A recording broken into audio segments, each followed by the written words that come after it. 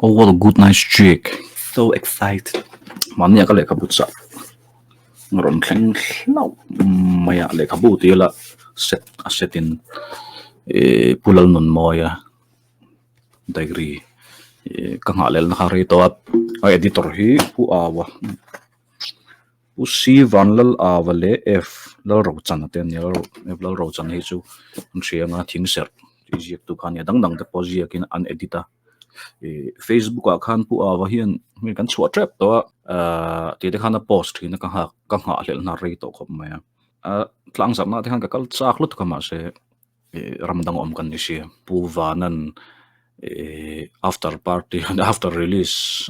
interview na te ka ke na tin a clip then khat te po ka na chan su kan ria MNF hun lai ramut hun lai vel khanin ming lar ming thang tak tak an tama thita te mo tin la dam te pon yang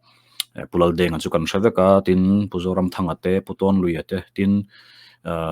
thang re lova le tiang reng te kha chu kan hrelar to YouTube video po tam takoma maro chu kan hriat tam lo mi pakhat oma chu chu pulal nun moi hi ni chu kan hriat lo na chan te po mai theya MNF kha din tran tir chuan pulal deng ate na an kalpui an thupui bar kha chu zalen na khani ma se khata khan an nu je la khanin ngai dan thar kha alo piang ta tin ngai dan thak te po an om in riata kalai khan MNF kha thuang ni nakal kan ti theng chu tianga ve in la sang pon lovin an mu ran kha nom ta chung de chu adum pol an tia adum pola an roi tu chu polan moi hi kan ti theng chu an pu na ania ama an ma ni chu adum pol kan ne chun ti kherlo mai thei maro chu khang kha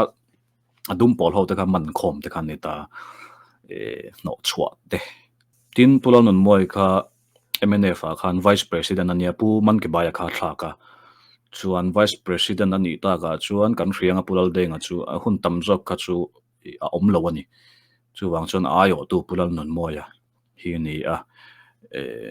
taima takin diary lo zia ka hei apu hi a tha khop me but le kha but tha hi chu ka pa saidan tak azang thi ne tia azang tu ka pathum point hei tin volume khat a chua atan chuan in a cha don tu ka bu khat kha pian pathumin aron chua ta Fraser antia hi Mizoram anim ka hlo ma se ISBN te oma dollar aman te oma chu wang chuan Mizoram chung ani kan ring chelo ani Mizoram ani chuan in a thal te publication thatak ani hi abukhat na ne zalen na chauti hi tin abu hi ain dot danin o ka buk na kan tlak chu le ka ba ui asen zela khu a horop khu z ki ama saber ki senta tin dalnon moi diary ti khan l ki sen le boka he hi abu ma saber 1967 a train tan mo chuan he hi apani na ne a horop pani na e le noya a khu asen le he abu ni na East Pakistan khan reita kana mani atira chon training turten ral thom la turten kala chuan he anu number 1971 ta hian a horop a timang 7 ki sena l ki sen le boka tin te noi han thi sen hi omrang boka hi a chan ni ka riat chu pulal nun moya kha rong taka tha anita ni khami ngai danin an lo na wang de khan aniang chu a that tu te po MNF thomo chu mi wang chuanin ama kha an ting an cancel kan ti theng chu tun lai trong kap takin da thatani mi soi dan chuanin an pui dam lo mo civil hospital a en kol lai kha tikhanin an vak kal chila an arok an zai tikhan ta chu 1973 ania tiang ai chon ji kherlo mai theya editor te pon maro chu a diary thatakina lo vonga tin an edit uluk view in ka ria chan chu keini pon diary kan ji chon zinga ka tho mai ka phi ti te kha omta kang til poimo lo ang chi kha chu an paita chiar tu te ta na tangkai turchin khatam takomani ni tin kan tin pathian thu atui em boka marul ha lai ber o khatiang har satna ato lai ber po khanin pathian thu kan shir le menge khatile thina annun na hen en ton tur tam takomani tin atirat phata tang hian in love story ang dewin en tana kan ti don nge phu chopani lo na nga anu pui kha omna hre lo ni anu pui le fa kha kadi di ti khanin khoi ange mang le garil ruan ti ha ange mai meeting a por ru ka pethelo ti khanin ni tin kha azie ka ni angai tua zia kha kala chiar lo preview mai mai ni kala chiar lo te mai la kala chiar zo lo fak fran pa angai pon ka lo koron preview ni chu in la le lo chuan in tu ni chuan in leula sang le za thum man vel ning kari kan en long yo gp hen sang le za thum le som nga ni mela sethianin poisam ban dan chuan in au yom lo aman la lo to ni documentary ani top ma hi mo chuan chuan lo le thau in la le lo ni chuan lo le thau la tin lo ngai ven bokula youtube apo hen video ala tam lo wa hemi chung chang hi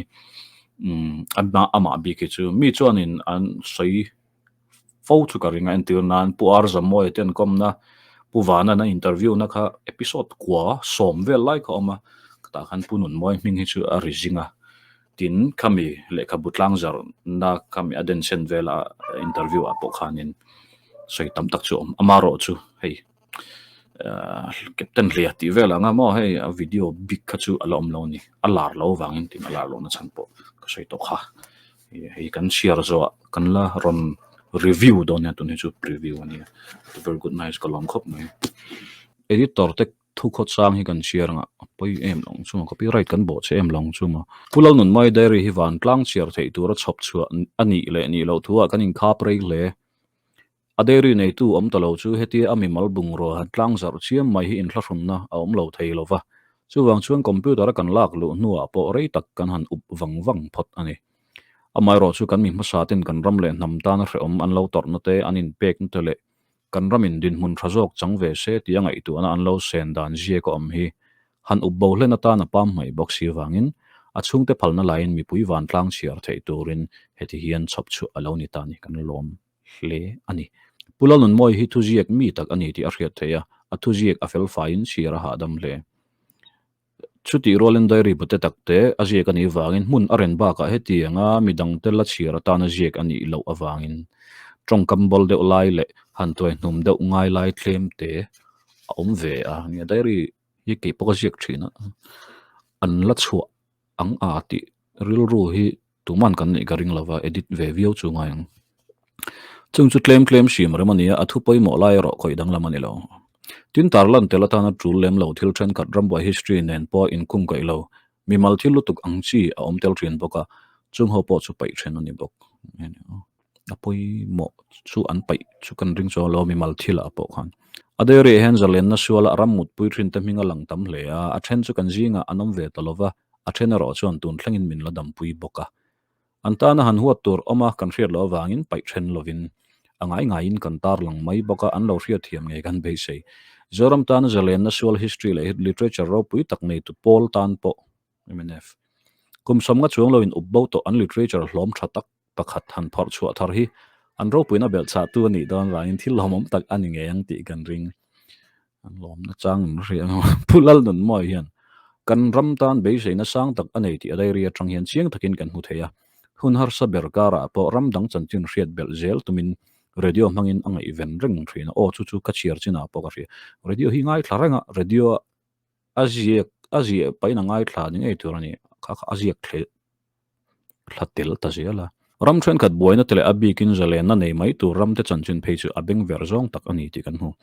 chu tiang ka ra chun mizoram tan hun ra ron in her chuak ve se ti chu ani tin tong trai na ni o atong trai tei ma ti pho aderi rang hen allang ani enge mo har sat na ka tiang atto a ru boy da hian kan atong trai le menga pathian le khabu kan share le menga tim mai zela le kha chiara pe le a chiar tur tlak cham lai anun kho har na te po amu theya an kho sak dan le an kho sak na mun te han ngai to in le khabu han lam khom jung ero chu a har sa leang tia hriat thei kum som thum pariat mi chau ani lain mi kut torin a boral ta nge a alaina tom tak set an helai tak chu an revising ka ria an zia kema zalena an sol choin pelal deng anen in mil lo na lian tak an nei ti kan threwa chu ti chung chuan pu deng laka ril ru chia apulo mai ni lovin apual atong drive fo thu adere hen alo ziak rang mai an hun ton te zu clear pu chon hetiang ril ru han pu thei aro puin en ton tlak le a mi tha mi puitling le hroi tu thatak tan lo chuan thil har sa tak po ani nge yang chiar tu ten ril ru thar puchunga kan than har kan be sei tla ni lal pan mi zo namal som ro se ewa vanlal ro chanal si vanlal awa kan lom hle me mi te pan hi chu han a hau tak don hen krian ya reference tam em le ngala hei history bu hi za le somli le pasari lai rifarani diary chau han lo ni ti ka hriat oh thank you very nice